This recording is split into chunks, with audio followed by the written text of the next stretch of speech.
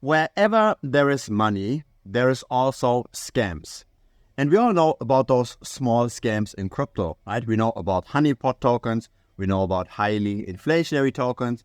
We know about tokens where early investors cash out and dump on retail. Those kind of frauds, those kind of scams are somewhat clear, right? They're pretty obvious and they involve comparatively small amounts of money. But once it's about the big money, very few people dare to call those kind of investments, call those kind of vehicles scams. I believe that the bond market is a 100% scam. What we see with those highly inflationary crypto tokens, we see in a somewhat smaller, weaker form in the fiat system as well, but with way larger amounts. So the way those inflationary DeFi protocols work is they promise you a lot of APY, potentially thousands of percent every year. And the way this is paid is simply by issuing more tokens. So there's maybe double as many tokens 1 year from now than the DeFi protocol can promise you 100% APY. But the problem is the price will be cut in half because there's simply more tokens floating around. So you actually need more demand for the price to get stable. It's simply just an illusion that you do get some return. The return is 100% paid with token inflation. So this is obvious in the DeFi protocol world, but it's not so obvious for the bond world. You buy a bond, a US government bond, you get your coupon payments, you get your final principal at the end. But the issue is that all of those payments, right, where the US government is borrowing money from you, all of those payments are paid with token inflation, with fiat inflation, with money printing, with USM2 expanding. Have a look at USM2 over time. So we see an ever increasing line here. This number increases on average by roughly 6.5% per annum. So what the government officially measures with the inflation rate is not the US money supply expansion, it's simply how much products on average get more expensive. The issue is that products on average tend to actually be deflationary, right? It gets cheaper and cheaper because technology progresses. We get more and more productive over time. So there is two effects here. There is the inflation of the money supply, but there's also the deflation because of technological progress. You need less and less resources to produce the same amount of goods.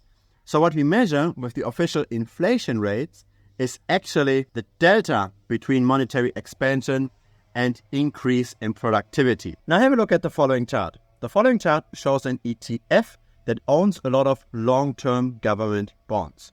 The government bonds that have at least 20 years or so in duration that expire in 20 years. And of course, there's a lot of price volatility here, right? The bond prices tend to go down whenever interest rates rise and vice versa. When interest rates go up, you have to discount future cash flows more, so the prices go down. When interest rates go down, then the prices go up because you have to discount those future cash flows less. This video is sponsored by the Premium membership. I never take any money from any crypto project. I never take any affiliate links from centralized exchanges. I never pump and dump coins. Instead, I offer valuable tutorials in the Premium membership. Feel free to check it out. Now, the price of that ETF is the return that you're getting. And so let's take that ETF and divide this by USM2, by the money supply. What we see is that we're actually losing purchasing power. We are gaining less than 6.5% very consistently over time. Again, especially in the recent past because interest rates were rising.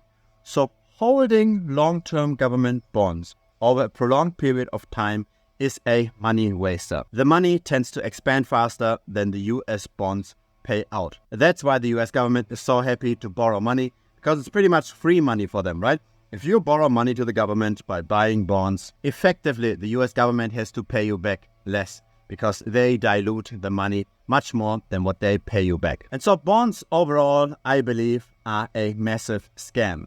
That being said, I bought exactly that ETF that you saw over here yesterday. I bought $100,000 worth of that ETF yesterday. And the reason for this is I believe that at some point interest rates will come down again. Currently, we have positive real borrowing costs, at least if you take the official inflation rates, right? Currently, you pay 5.3% per annum. That's the target interest rate, and the inflation rate is less than that, 3.2, I believe. So it costs real purchasing power, at least measured in consumer goods, if you currently borrow money. But it's not always like this. Before we saw the interest rates rising to those 5.3%, we actually had negative real interest rates. So you would get money by borrowing. That's how all the asset prices increased. In case there is the crisis somewhere at some point, be it in the financial system, be it in the property market, be it anywhere, in case there's a crisis and we need to print a lot of money again, then probably interest rates will come down again.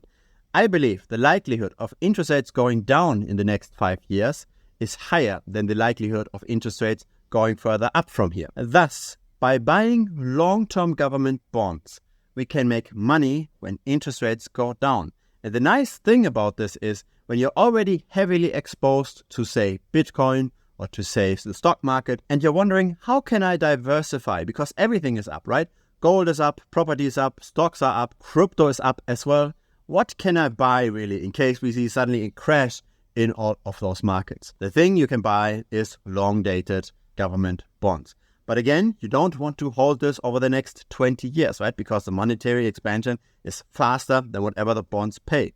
But it is a good vehicle to diversify away from all of that risk on. Instead of holding cash, it does make sense to benefit from potentially falling interest rates. It's simply a nice diversifier that's relatively lowly correlated. Maybe there is even negative correlation here, right? Because there's probably some kind of crisis happening. Probably stocks will go down, and that's the time when interest rates will go down as well. That's the time when long-dated government bonds will go up a lot. And so that's where I see most of the benefit of diversification.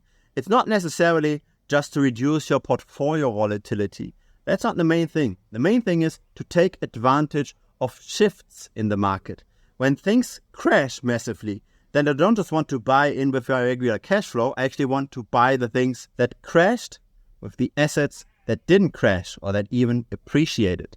And for that, I believe currently with that low prices, having US government bonds, long duration US government bonds makes a lot of sense. Feel free to argue with me in the comments. I'm very open to opposite views. Feel free to also give this a like. Of course, it helps the channel grow. See you next time. Maybe feel free to subscribe. Cheers.